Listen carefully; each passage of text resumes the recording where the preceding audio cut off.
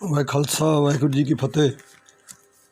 ਜੋ ਭਾਈ ਗੁਰਦਾਸ ਜੀ ਦੇ ਨਜ਼ਰੀਏ ਤੋਂ ਜੋ ਉਹਨਾਂ ਨੇ ਵਿਆਖਿਆ ਕੀਤੀ ਹੈ ਵਿਸਥਾਰ ਵਿੱਚ ਇੱਕ ਓਂਕਾਰ ਦੀ, ਉਹਨੂੰ ਆਪਾਂ ਅੱਗੇ ਸਮਝਾਂਗੇ। ਇੱਕ ਓਂਗ ਹੈ ਜਿਹੜਾ, ਇੱਕ ਓਂਗ ਨੇ ਹੀ ਆਪਣੇ ਪੈਦਾ ਕੀਤੇ ਸ਼ਬਦ ਰੂਪੀ ਆਕਾਰ ਰਾਹੀਂ ਜੀਓ ਉਪਾ ਕੇ ਪਿੰਡ ਦੀ ਸਾਜਨਾ ਕਰਕੇ ਸ੍ਰਿਸ਼ਟੀ ਦੀ ਉਤਪਤੀ ਕੀਤੀ ਹੈ। ਇਸ ਸ਼ਬਦ ਨੂੰ ਸੱਚੇ ਦੀ ਦੇਹੀ ਕਿਹਾ ਜਾਂਦਾ ਹੈ। ਇਸੇ ਸ਼ਬਦ ਨੂੰ ਹੀ ਸੱਚੇ ਦੀ ਦੇਹੀ ਕਿਹਾ ਜਾਂਦਾ ਹੈ। ਇਸੇ ਸ਼ਬਦ ਨੂੰ ਗੁਰਬਾਣੀ ਅੰਦਰ ਨਾਮ ਕਿਹਾ ਗਿਆ ਹੈ। ਇਸੇ ਨਾਮ ਨੂੰ ਹੀ ਸਤਨਾਮ ਜਾਂ ਸੱਚ ਨਾਮ ਵੀ ਆਖਿਆ ਜਾਂਦਾ ਹੈ। ਇਸ ਨਾਮ ਜਾਂ ਸ਼ਬਦ ਨੂੰ ਹੀ ਹੁਕਮ ਕਿਹਾ ਜਾਂਦਾ ਹੈ।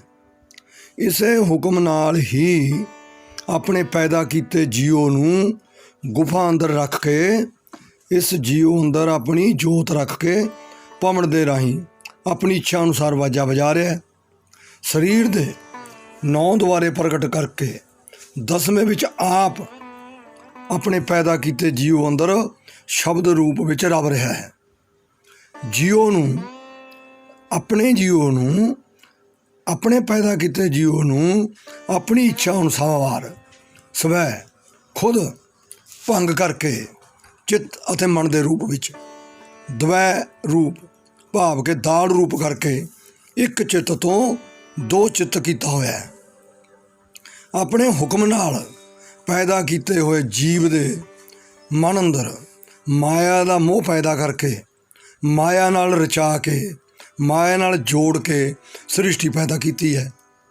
ਕਰਤੇ ਪੁਰਖ ਦੇ ਪੈਦਾ ਕੀਤੇ ਜੀਵ ਨੇ ਹੀ, ਕਰਤੇ ਪੁਰਖ ਦੇ ਪੈਦਾ ਕੀਤੇ ਜੀਵ ਨੇ ਹੀ ਮਾਇਆ ਨਾਲ ਰਚ ਕੇ ਪਿੰਡ ਦੀ ਸਾਜਨਾ ਉਸੇ ਸੱਚੇ ਦੇ ਸ਼ਬਦ ਨਾਲ ਜੁੜ ਕੇ ਕੀਤੀ ਹੈ, ਜਿਸ ਦਾ ਕਿ ਜ਼ਿਕਰ ਗੁਰਬਾਣੀ ਕਰਦੀ ਹੈ ਕਿ ਇਸ ਜੀਓ ਅਤੇ ਇਸ ਦੇ ਪੈਦਾ ਕੀਤੇ ਸਰੀਰ ਪਿੰਡ ਦਾ ਰਿਜ਼ਕ ਖੁਦ ਆਪ ਹੀ ਕਰਤੇ ਪੁਰਖ ਨੇ ਪੈਦਾ ਕੀਤਾ ਹੋਇਆ ਹੈ।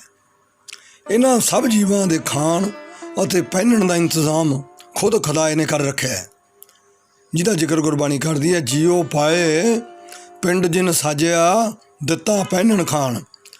ਪੰਜਮ ਪਾਤਸ਼ਾਹ ਜੀ ਆਖਦੇ ਹਨ ਕਿ ਦਾਤਾਰ ਪ੍ਰਭ ਨੇ ਹੀ ਸਭ ਜੀਵਾਂ ਨੂੰ ਦਾਤਾਂ ਦਿੱਤੀਆਂ ਹੋਈਆਂ ਹਨ ਔਰ ਦਿੰਦਾ ਆ ਰਿਹਾ ਹੈ। ਜਦੋਂ ਤੋਂ ਸ੍ਰਿਸ਼ਟੀ ਦੀ ਰਚਨਾ ਆਰੰਭ ਹੋਈ ਹੈ, ਜੀਵਾਂ ਨੂੰ ਦੁੱਖ ਸੁੱਖ ਵੀ ਪ੍ਰਭ ਦੀ ਆਗਿਆ ਅਨੁਸਾਰ ਹੀ ਮਿਲ ਰਹੇ ਹਨ। ਜਿਵੇਂ ਕਰਨਹਾਰ ਪ੍ਰਭ ਇਹਨਾਂ ਜੀਵਾਂ ਤੋਂ ਕਰਾਉਣਾ ਚਾਹੁੰਦਾ ਹੈ, ਇਵੇਂ ਹੀ ਇਹ ਕਰਮ ਕਰ ਰਹੇ ਹਨ। ਕਰਤੇ ਪੁਰਖ ਦੇ ਹੁਕਮ ਤੋਂ ਬਿਨਾਂ ਕੋਈ ਵੀ ਜੀਵ ਕਰਮ ਨਹੀਂ ਕਰ ਸਕਦਾ, ਜਿਹਦਾ ਜ਼ਿਕਰ ਸਤਿਗੁਰ ਕਰਦੇ ਨੇ। ਤੂੰ ਦਾਤਾ ਜੀਆਂ ਸਭਨਾ ਕਾ, ਤੇਰਾ ਦਿੱਤਾ ਪੈਰੈਂ ਖਾਏ, ਸੁਖ ਦੁੱਖ ਤੇਰੀ ਆਗਿਆ ਪਿਆਰੇ, ਦੂਜੀ ਨਹੀਂ ਜਾਏ। ਜੋ ਤੂੰ ਕਰਾਵੇਂ ਸੋ ਕਰੀ ਪਿਆਰੇ, ਅਵਰ ਕਿਚ ਕਰਨ ਨਾ ਜਾਏ। ਇੱਕ ਓਮ ਹੀ ਆਪਣੇ ਪੈਦਾ ਕੀਤੇ ਸ਼ਬਦ ਰੂਪੀ ਆਕਾਰ ਰਾਹੀਂ ਆਪਣੇ ਪੈਦਾ ਕੀਤੇ ਜੀਆਂ ਨੂੰ ਸਰੀਰ ਵਿੱਚ ਰਚਾ ਕੇ ਅਨੇਕਾਂ ਕਿਸਮ ਦੇ ਰੂਪਾਂ ਅਤੇ ਰੰਗਾਂ ਵਿੱਚ ਪਸਰਿਆ ਹੋਇਆ ਹੈ, ਜਿਹਦਾ ਜ਼ਿਕਰ ਗੁਰਬਾਣੀ ਕਰਦੀ ਹੈ। ਅਨੇਕ ਭਾਂਤ ਹੋਏ ਪਸਰਿਆ, ਅਨੇਕ ਭਾਂਤ ਹੋਏ ਪਸਰਿਆ, ਨਾਨਕ ਇੱਕ ਇੱਕ ਓਂਕਾਰ। ਇਹ ਸਾਰਾ ਪਸਾਰਾ ਉਸ ਇੱਕ ਦਾ ਹੀ ਪੈਦਾ ਕੀਤਾ ਹੋਇਆ ਹੈ। ਇੱਕ ਹੀ ਜੋ ਕਿ ਨਿਰੰਕਾਰ ਹੈ, ਆਕਾਰ ਧਾਰਨ ਕਰਕੇ ਸ੍ਰਿਸ਼ਟੀ ਪੈਦਾ ਕਰਦਾ ਹੈ। ਇਹ ਇੱਕ ਨਿਰੰਕਾਰ ਦੀ ਆਪਣੇ ਆਕਾਰ ਸ਼ਬਦ ਨੂੰ ਆਪਣੇ ਵਿੱਚ ਸਮੇਟ ਕੇ ਸ੍ਰਿਸ਼ਟੀ ਦੀ ਕੀਤੀ ਰਚਨਾ ਨੂੰ ਖਤਮ ਕਰ ਦਿੰਦਾ ਹੈ। ਸਮੇਟ ਵੀ ਲੈਂਦਾ ਹੈ ਸ਼ਬਦ ਨੂੰ। ਜਦੋਂ ਸਮੇਟ ਲੈਂਦਾ ਆਪਣੇ ਅੰਦਰ, ਤਾਂ ਰਚਨਾ ਨੂੰ, ਆਪਣੀ ਹੀ ਪੈਦਾ ਕੀਤੀ ਰਚਨਾ ਨੂੰ ਸਮੇਟ ਕੇ ਰਚਨਾ ਨੂੰ ਖਤਮ ਕਰ ਦਿੰਦਾ ਹੈ। ਭਾਈ ਗੁਰਦਾਸ ਜੀ ਇੱਕ ਦੇ ਦੋਨਾਂ ਰੂਪਾਂ ਨਿਰੰਕਾਰ ਅਤੇ ਆਕਾਰ, ਨਿਰਗੁਣ ਅਤੇ ਸਰਗੁਣ ਰੂਪ ਦੀ ਇਸ ਪ੍ਰਕਾਰ ਵਿਆਖਿਆ ਕਰ ਰਹੇ ਹਨ ਕਿ ਜਿਹੜਾ ਸ਼ਬਦ ਰੂਪ ਹੈ ਉਹਦਾ ਸਰਗੁਣ ਸਰੂਪ ਹੈ, ਜੋਤ ਉਹਦਾ ਨਿਰਗੁਣ ਸਰੂਪ ਹੈ। ਜੋਤ ਉਹਦਾ ਨਿਰਗੁਣ ਸਰੂਪ ਹੈ, ਸ਼ਬਦ ਹੈ ਜਿਹੜਾ ਉਹਦੀ ਦੇਹੀ ਹੈ ਕਰਤੇ ਦੀ, ਉਹਦਾ ਸਰਗੁਣ ਸਰੂਪ ਹੈ। ਸਰਗੁਣ ਸਰੂਪ ਇਸ ਕਰਕੇ ਕਿਹਾ ਜਾਂਦਾ ਹੈ ਕਿਉਂਕਿ ਸ਼ਬਦ ਸਾਡੀ ਪਕੜ 'ਚ ਹੈ। ਸ਼ਬਦ ਨਾਲ ਇਹ ਸੁਰਤ ਗੁਰਸਿੱਖ ਨੇ ਜੋੜਨੀ ਹੁੰਦੀ ਹੈ। ਇਹਦਾ ਪ੍ਰਗਟ ਰੂਪ ਹੈ, ਉਹਦਾ ਸਾਕਾਰ ਰੂਪ ਹੈ, ਜੋ ਕਿ ਇਸ ਦੀ ਵਿਆਖਿਆ ਪੌੜੀ ਚੌਥੀ ਅੰਦਰ ਭਾਈ ਗੁਰਦਾਸ ਜੀ, ਜੋ ਕਿ ਪਹਿਲੀ ਵਾਰ ਦੀ ਹੈ, ਵਿੱਚ ਇੱਕ ਓਂਕਾਰ ਦਾ ਜ਼ਿਕਰ ਕਰ ਰਹੇ ਹਨ। ਇੱਕ ਜੋ ਕਿ ਜੋਤ ਦਾ ਸ਼ਬਦ ਹੀ, ਇੱਕ ਜੋਤ ਦਾ ਸ਼ਬਦ ਹੀ ਆਕਾਰ ਹੁੰਦੀ ਹੈ, ਉਹਦਾ ਜ਼ਿਕਰ ਕਰਦੇ ਨੇ। ਓਂਕਾਰ ਆਕਾਰ ਕਰ, ਓਂਕਾਰ ਆਕਾਰ ਕਰ, ਏਕ ਕਬਾਉ ਪਸਾਉ ਪਸਾਰਾ, ਏਕ ਕਬਾਉ ਪਸਾਉ ਪਸਾਰਾ। ਪੰਜ ਤੱਤ ਪ੍ਰਵਾਨ ਕਰ, ਪੰਜ ਤੱਤ ਪ੍ਰਵਾਨ ਕਰ, ਘਟ ਘਟ ਅੰਦਰ ਤ੍ਰਿਭਵਨ ਸਾਰਾ। ਅੱਗੇ ਵਾਰ ਦੀ, ਦੂਜੀ ਵਾਰ ਦੀ 20ਵੀਂ ਪੌੜੀ 'ਚ ਵਿਆਖਿਆ ਕਰਦੇ ਹੋਏ ਓਂਕਾਰ ਦੀ ਭਾਈ ਸਾਹਿਬ ਜੀ ਕਹਿੰਦੇ, ਓਂਕਾਰ ਆਕਾਰ ਕਰ, ਹੋਏ ਪਿੰਡ ਪੁਰਾਣਾ, ਆਪੇ ਆਪ ਵਰਤਦਾ ਗੁਰਮੁਖ ਪ੍ਰਵਾਣਾ। ਅੱਗੇ 41ਵੀਂ ਵਾਰ 'ਚ ਫਿਰ ਜ਼ਿਕਰ ਕਰਦੇ ਨੇ ਉਹਦੇ ਅਨੇਕਾਂ ਰੂਪਾਂ ਦਾ। ਕਹਿੰਦੇ, ਅਨੇਕ ਰੂਪ ਹੋਏ ਪ੍ਰਗਟਿਆ, ਅਨੇਕ ਰੂਪ ਹੋਏ ਪ੍ਰਗਟਿਆ, ਹੈ ਆਪ ਅਕੇਲਾ, ਵਾਹੋ ਵਾਹੋ ਗੋਬਿੰਦ ਸਿੰਘ ਆਪੇ ਗੁਰਚੇਲਾ। ਅੱਗੇ ਫਿਰ ਚੌਥੀ ਵਾਰ ਦੀ ਪਹਿਲੀ ਪੌੜੀ ਅੰਦਰ ਉਸ ਦੇ ਦੋ ਰੂਪਾਂ ਦਾ, ਨਿਰਗੁਣ ਸਰੂਪ ਔਰ ਸਰਗੁਣ ਸਰੂਪ ਦਾ, ਨਿਰਾਕਾਰ ਔਰ ਸਾਕਾਰ ਰੂਪ ਦਾ ਵਰਣਨ ਕਰਦੇ ਨੇ। ਕਹਿੰਦੇ, ਓਂਕਾਰ ਆਕਾਰ ਕਰ, ਓਂਕਾਰ ਆਕਾਰ ਕਰ, ਪਵਨ ਪਾਣੀ ਬਹਿ ਸੰਤਰ ਧਾਰੇ, ਧਰਤੀ ਆਕਾਸ਼ ਵਿਛੋੜਿਆਨ, ਚੰਦ ਸੂਰਜ ਦੋਏ ਜੋਤ ਸਵਾਰੇ। ਖਾਣੀ ਚਾਰ ਬੰਧਾਨ ਕਰ, 184 ਜੂਨ ਦੁਆਰੇ, ਮਾਨਸ ਜਨਮ ਦੁਲੰਭ ਹੈ, ਸਫਲ ਜਨਮ ਗੁਰ ਸ਼ਰਨ ਉਧਾਰੇ। ਅੱਗੇ ਜਿਹਦਾ ਅੱਗੇ ਆਦਿ ਬਾਣੀ ਵੀ ਕਹਿੰਦੀ ਹੈ, ਸ਼ਬਦੋਂ ਹੀ ਸਭ ਉਪਤੀ ਹੋਵੇ। ਜਿਹੜੀ ਉਤਪਤੀ ਹੈ ਸਾਰੀ ਸ਼ਬਦ ਨਾਲ ਹੀ ਹੋਈ ਹੈ, ਸ਼ਬਦ ਉਹਦੇ ਹੁਕਮ ਦਾ ਹੀ ਨਾਮ ਹੈ। ਅੱਗੇ 8ਵੀਂ ਵਾਰ ਅੰਦਰ, 8ਵੀਂ ਵਾਰ ਦੀ ਪਹਿਲੀ ਪੌੜੀ ਅੰਦਰ ਹੈ, ਹੋਰ ਪੱਖ ਤੋਂ ਭਾਈ ਸਾਹਿਬ ਸਮਝਾਉਣਾ ਕਰਦੇ ਨੇ ਇੱਕ ਨੂੰ। ਕਹਿੰਦੇ, ਇੱਕ ਕਬਾਉ ਪਸਾਉ ਕਰ, ਕੁਦਰਤ ਅੰਦਰ ਕੀਆ ਪਸਾਰਾ। ਦੁਬਾਰਾ ਦੁਹਰਾਵਾਂਗੇ। ਕਹਿੰਦੇ, ਇੱਕ ਕਵਾਉ ਪਸਾਉ ਕਰ, ਕੁਦਰਤ ਅੰਦਰ ਕੀਆ ਪਸਾਰਾ, ਪੰਜ ਤੱਤ ਪ੍ਰਵਾਨ ਕਰ, ਚੌਂ ਖਾਣੀ ਵਿੱਚ ਸਭ ਵਰਤਾਰਾ। ਕੇਵਡ ਆਖਾਂ ਸਿਰਜਣਹਾਰਾ, ਕੇਵਡ ਆਖਾਂ ਸਿਰਜਣਹਾਰਾ। ਅੱਗੇ 12ਵੀਂ ਵਾਰ ਅੰਦਰ, 12ਵੀਂ ਵਾਰ ਦੀ ਪੌੜੀ 17ਵੀਂ ਅੰਦਰ ਫੇਰ ਗੱਲ ਕਰਦੇ ਨੇ ਉਹਦੇ ਦੋਏ ਆਕਾਰਾਂ ਦੀ। ਕਹਿੰਦੇ, ਨਿਰੰਕਾਰ ਆਕਾਰ ਕਰ, ਨਿਰੰਕਾਰ ਆਕਾਰ ਕਰ, ਜੋਤ ਸਰੂਪ ਅਨੂਪ ਦਿਖਾਇਆ, ਵੇਦ ਕਤੇਬ ਅਗੋਚਰਾ, ਵਾਹਿਗੁਰੂ ਗੁਰ ਸ਼ਬਦ ਸੁਣਾਇਆ। ਵੇਦ ਕਤੇਬ ਅਗੋਚਰਾ, ਵਾਹਿਗੁਰੂ ਸ਼ਬਦ ਸੁਣਾਇਆ।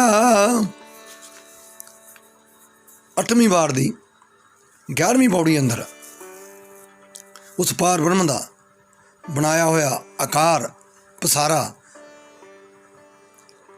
ਜੋ ਇਹ ਪਾਰ ਬ੍ਰਹਮ, ਇਹ ਜਿਹੜਾ ਪ੍ਰਪੰਚ ਹੈ, ਲੀਲਾ ਜਿਹੜੀ ਪਾਰ ਬ੍ਰਹਮ ਦੀ, ਇਹ ਪ੍ਰਪੰਚ ਪਾਰ ਬ੍ਰਹਮ ਕੀ ਲੀਲਾ, ਉਹਦਾ ਜ਼ਿਕਰ ਕਰਦੇ ਨੇ। ਪਾਰ ਬ੍ਰਹਮ, ਪਾਰ ਬ੍ਰਹਮ ਪੂਰਨ ਬ੍ਰਹਮ, ਨਿਰੰਕਾਰ ਆਕਾਰ ਬਣਾਇਆ, ਅਭਿਗਤ ਗਤੀ ਅਗਾਧ ਬੋਧ, ਅਭਿਗਤ ਗਤੀ ਅਗਾਧ ਬੋਧ, ਗੁਰਮੂਰਤ ਹੋਏ ਅਲੱਖ ਲਿਖਾਇਆ। ਭਾਈ ਸਾਹਿਬ ਜੀ ਅੱਗੇ ਜਿਹੜੀ ਇਹ ਗੁਰਮੂਰਤ ਹੈ, ਗੁਰ ਸ਼ਬਦ ਆ ਜਿਹੜਾ, ਕਿਉਂਕਿ ਗੁਰੂ ਦੀ ਮੂਰਤੀ, ਜੋਤ ਦੀ ਮੂਰਤੀ ਸ਼ਬਦ ਹੀ ਹੁੰਦਾ ਹੈ। ਇਸ ਗੁਰਮੂਰਤ ਦੀ ਵਡਿਆਈ ਕਰ ਰਹੇ ਹਨ, ਜੋ ਗੁਰਮੂਰਤ ਸਰੀਰ ਦਾ ਆਕਾਰ ਧਾਰਨ ਕਰਕੇ ਉਸ ਇਲੱਖ ਨੂੰ ਲਿਖਾਉਣਾ ਕਰਦੀ ਹੈ। ਭਾਈ ਸਾਹਿਬ ਜੀ 18ਵੀਂ ਵਾਰਡ ਦੀ ਪਹਿਲੀ ਪੌੜੀ ਅੰਦਰ ਇੱਕ ਓਂਕਾਰ ਦੀ ਵਿਆਖਿਆ ਕਰਦੇ ਹੋਏ, ਕਿਉਂਕਿ ਇੱਕ ਓਂਕਾਰ ਇੱਕ ਆਪ ਹੈ, ਇੱਕ ਉਹਦਾ ਆਕਾਰ ਹੈ, ਸਾਨੂੰ ਸਭ ਜੀਵਾਂ ਨੂੰ ਉਸ ਦੇ ਦਰਸ਼ਨ ਕਰਵਾ ਰਹੇ ਹਨ। ਕਹਿੰਦੇ ਇੱਕ ਕਵਾਓ ਪਸਾਓ ਕਰ, ਓਂਕਾਰ ਅਨੇਕ ਆਕਾਰਾ, ਪੌਣ ਪਾਣੀ ਬੈ ਸੰਤਰੋ, ਧਰਤ ਆਗਾਸ ਨਿਵਾਸ ਵਿਖਾਰਾ, ਜਲ ਥਲ ਤਰਵਰ ਪਰਬਤਾਂ, ਜੀ ਜੰਤ ਅਗਣਤ ਅਪਾਰਾ। ਇੱਕ ਬਰਭੰਡ ਅਖੰਡ ਹੈ, ਇੱਕ ਬਰਭੰਡ ਅਖੰਡ ਹੈ, ਲੱਖ ਬਰਭੰਡ ਪਲਕ ਪਲਕਾਰਾ। ਕੁਦਰਤ ਕੀਮ ਨ ਜਾਣੀਐ, ਕੁਦਰਤ ਕੀਮ ਨ ਜਾਣੀਐ, ਕੇਵਡ ਕਾਦਰ ਸਿਰਜਨਹਾਰਾ, ਅੰਤ ਬੇਅੰਤ ਨ ਪਾਰਾਵਾਰਾ। ਭਾਈ ਸਾਹਿਬ ਜੀ 18ਵੀਂ ਵਾਰ ਦੀ 7ਵੀਂ ਪੌੜੀ ਅੰਦਰ ਉਸ ਇੱਕ ਓਂਕਾਰ ਨੂੰ ਲਿਖਾ ਰਹੇ ਹਨ, ਭਾਵ ਕੇ ਸਮਝਾ ਰਹੇ ਹਨ, ਦਰਸ਼ਨ ਕਰਵਾ ਰਹੇ ਹਨ, ਜੋ ਕਿ ਆਕਾਰ ਤੋਂ ਬਿਨਾਂ ਹੈ, ਭਾਵ ਕਿ ਜੋ ਅਜੂਨੀ ਹੈ ਅਤੇ ਅਲੱਖ ਹੈ ਦੀ ਵਿਆਖਿਆ ਕਰਦੇ ਹੋਏ ਆਖ ਰਹੇ ਹਨ, ਓਂਕਾਰ ਆਕਾਰ ਕਰ, ਓਂਕਾਰ ਆਕਾਰ ਕਰ, ਥਿੱਤੀ ਨ ਵਾਰ ਨ ਮਹਾਂ ਜਨਾਇਆ। ਓਂਕਾਰ ਆਕਾਰ ਕਰ, ਥਿੱਤੀ ਨ ਵਾਰ ਨ ਮਹੁ ਜਨਾਇਆ, ਨਿਰੰਕਾਰ ਆਕਾਰ ਵਿਣ, ਨਿਰੰਕਾਰ ਆਕਾਰ ਵਿਣ, ਜਾਣੀ ਕਿ ਉਹਦਾ ਆਕਾਰ ਸਾਡੇ ਵਰਗਾ ਪੰਜ ਭੂਤਕ ਸਰੀਰ ਨਹੀਂ ਹੈ, ਉਹਦੀ ਸ਼ਬਦੇ ਦੇਹੀ ਹੈ। ਨਿਰੰਕਾਰ ਆਕਾਰ ਵਿਣ, ਏਕ ਓਂਕਾਰ ਨ ਅਲਖ ਲਿਖਾਇਆ, ਆਪੇ ਆਪ ਉਪਾਇ ਕੈ, ਆਪੇ ਆਪ ਹੀ ਉਪਾਇ ਕੈ, ਆਪੇ ਆਪਣਾ ਨਾਉ ਧਰਾਇਆ। ਆਦਿ ਪੁਰਖ ਆਦੇਸ਼ ਹੈ ਭੀ, ਆਦਿ ਪੁਰਖ ਆਦੇਸ਼ ਹੈ। ਅੱਗੇ ਕਹਿੰਦੇ ਨੇ ਆਦਿ ਪੁਰਖ ਆਦੇਸ਼ ਹੈ ਭੀ, ਹੋਸੀ ਹੁੰਦਾ ਆਇਆ। ਆਦਿ ਨ ਅੰਤ ਬੇਅੰਤ ਹੈ, ਆਦਿ ਨ ਅੰਤ ਬੇਅੰਤ ਹੈ, ਆਪੇ ਆਪ ਨਾ ਆਪ ਗਨਾਇਆ, ਆਪੇ ਆਪ ਉਪਾਏ ਸਮਾਇਆ। ਭਾਈ ਗੁਰਦਾਸ ਜੀ 18ਵੀਂ ਵਾਰ ਦੀ 11ਵੀਂ ਪੌੜੀ ਅੰਦਰ ਉਸ ਇੱਕ ਓਂਕਾਰ ਦੀ ਵਿਆਖਿਆ ਕਰਦੇ ਹੋਏ ਆਖਦੇ ਹਨ ਕਿ ਦਿਸਦੀ ਮਾਇਆ ਉਸ ਕਰਤੇ ਪੁਰਖ ਦੀ ਹੀ ਪੈਦਾ ਕੀਤੀ ਹੋਈ ਇੱਕ ਛਲ ਰੂਪ ਮੱਖੀ ਹੈ, ਜਿਸ ਨੇ ਤਿੰਨਾਂ ਲੋਕਾਂ ਅਤੇ 14 ਹੀ ਭਵਨਾਂ ਦੇ ਜੀਵਾਂ ਨੂੰ ਆਪਣੇ ਛਲ ਵਿੱਚ ਫਸਾਇਆ ਹੋਇਆ।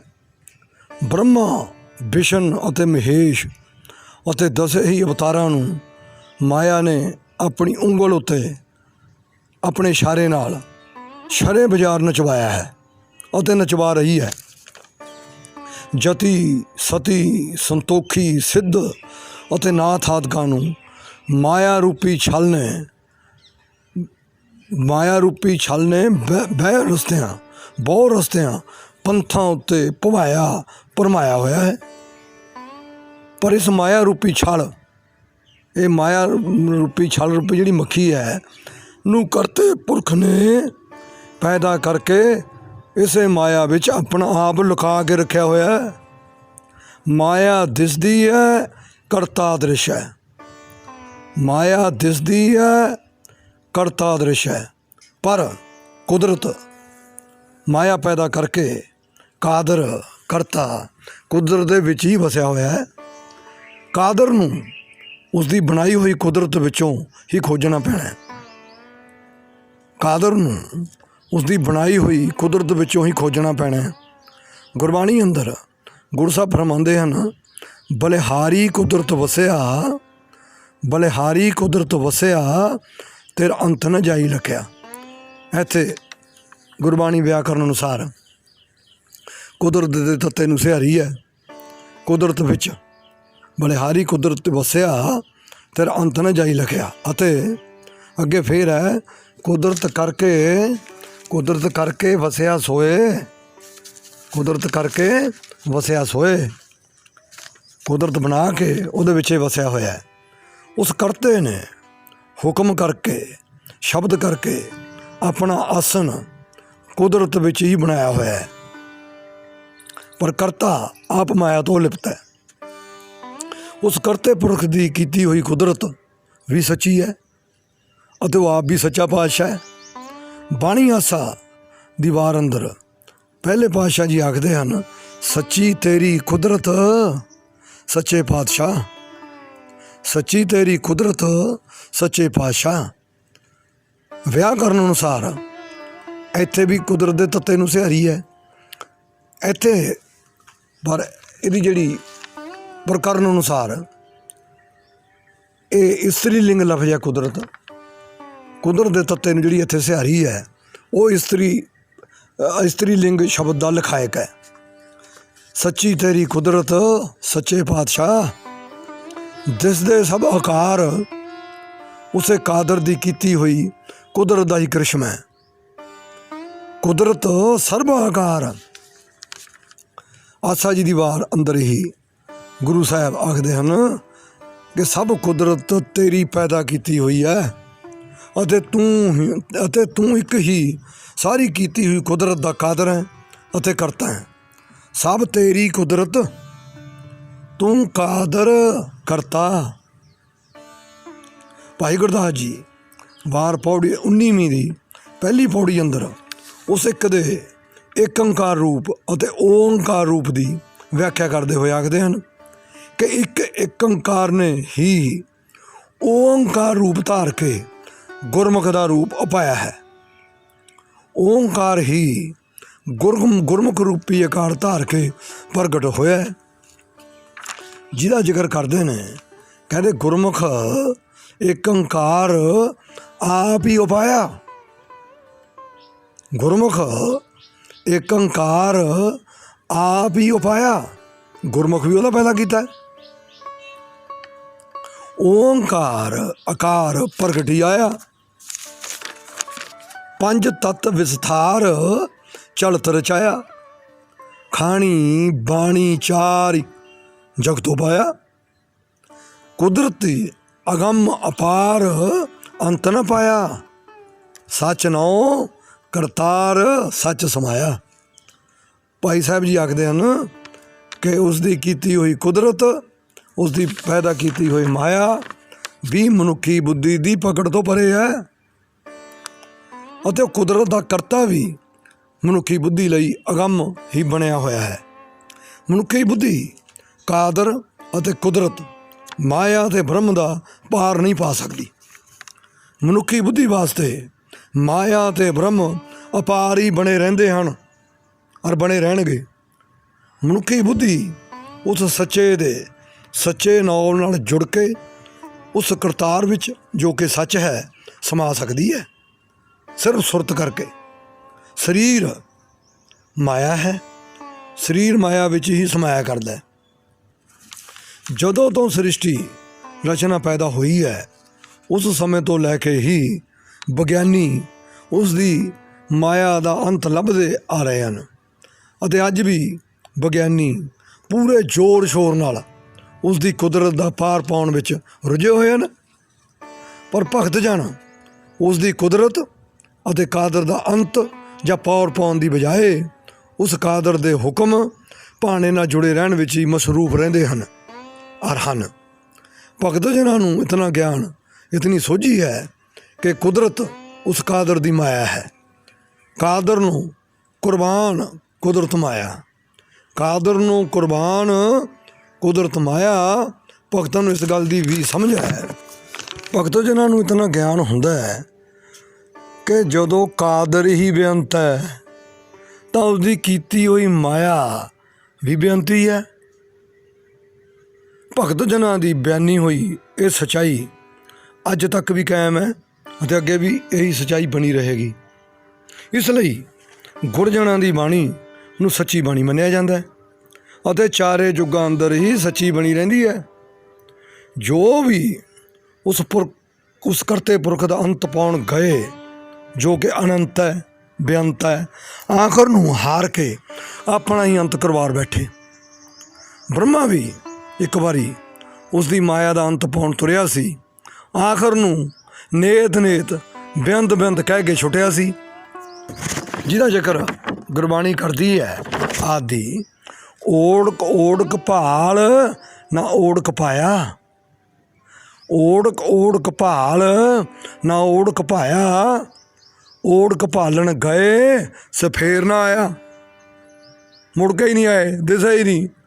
ਜਿਵੇਂ ਅੱਜ ਦੇ ਵੀ ਸਾਇੰਸਦਾਨ ਲੱਗੇ ਹੋਏ ਨੇ, ਬੜੀਆਂ ਡੀਂਗਾਂ ਮਾਰਦੇ ਨੇ, ਕਹਿੰਦੇ ਓੜਕ ਲੱਖ ਕਰੋੜ ਭਰਮ ਭੁਲਾਇਆ। ਲੱਖਾਂ ਕਰੋੜਾਂ ਹੀ ਇਹੋ ਜਿਹੇ ਆਗੇ ਚਲੇ ਗਏ ਜਿਹੜੇ ਅੱਜ ਦੇ ਕਹਿੰਦੇ ਨੇ ਬੜੇ ਡਿਸਕਵਰ ਕਰਦੇ ਨੇ, ਬੜੇ ਗਿਆਨੀ ਬਣਦੇ, ਬੜੇ ਸਾਇੰਸਦਾਨ ਬਣਦੇ ਨੇ। ਕਹਿੰਦੇ ਓੜਕ ਉਹਦਾ ਅੰਤ ਭਾਲ, ਓੜਕ ਲੱਖ ਕਰੋੜ ਭਰਮ ਭੁਲਾਇਆ, ਆਦ ਵੱਡਾ ਬਿਸਮਾਦ ਨਾ ਅੰਤ ਸੁਣਾਇਆ। ਗੁਰਮੁਖ ਜਨ ਉਸ ਕਾਦਰ ਤੋਂ, ਗੁਰਮੁਖ ਜਨ ਭਗਤ ਜਨ ਉਸ ਕਾਦਰ ਤੋਂ ਕੁਰਬਾਨ ਹੋ ਕੇ ਰਹਿੰਦੇ ਹਨ ਅਤੇ ਉਸ ਦੀ ਕੁਦਰਤ ਨੂੰ ਮਾਨਿਆ ਕਰਦੇ ਹਨ। ਕੀ ਕਹਿੰਦੇ ਨੇ ਭਗਤ ਜਨ? ਕਹਿੰਦੇ ਕੁਦਰਤ ਨੂੰ ਕੁਰਬਾਨ, ਕਾਦਰ ਨੂੰ ਕੁਰਬਾਨ, ਕਾਦਰ ਨੂੰ ਕੁਰਬਾਨ ਕੁਦਰਤੀ ਮਾਣਿਆ।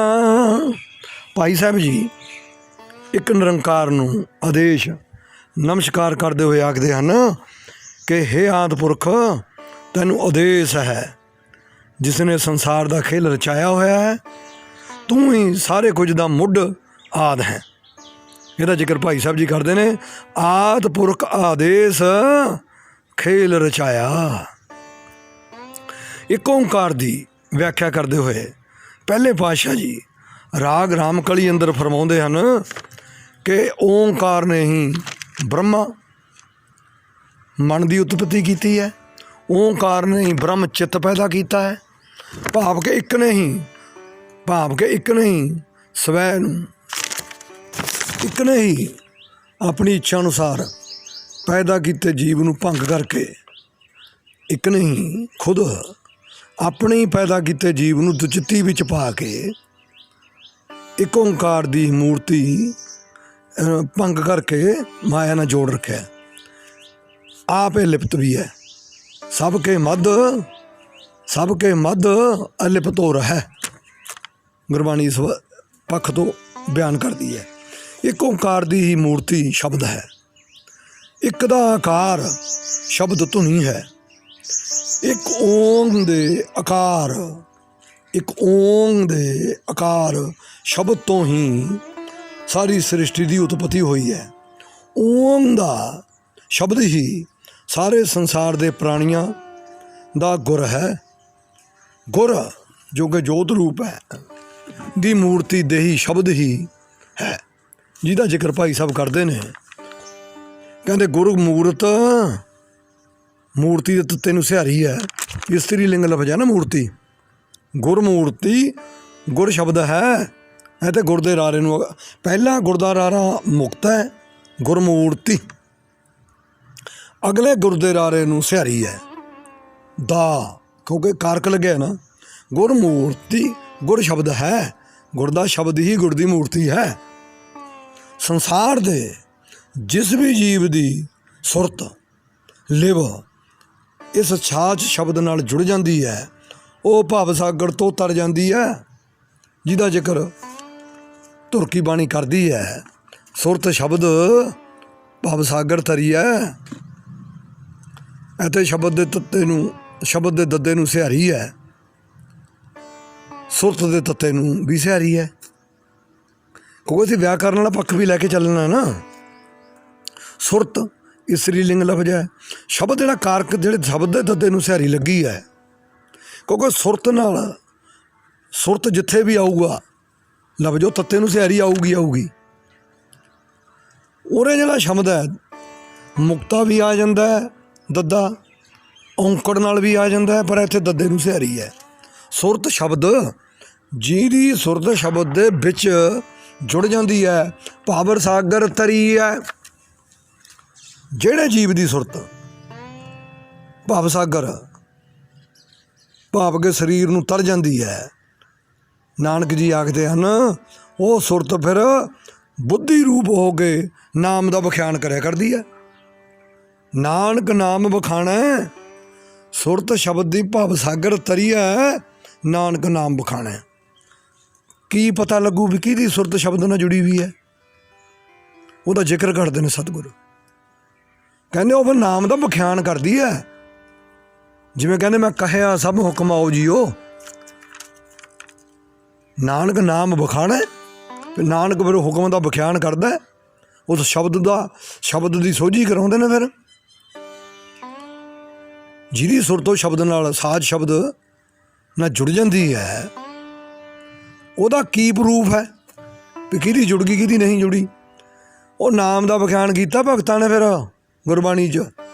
ਉਹ ਪ੍ਰੂਫ ਹੈ ਅੱਜ, ਉਹ ਸਬੂਤ ਹੈ ਅੱਜ ਗੁਰਬਾਣੀ ਦੇ ਰੂਪ ਵਿੱਚ, ਪ੍ਰਗਟ ਰੂਪ ਵਿੱਚ ਸਾਡੇ ਕੋਲ ਪਿਆ।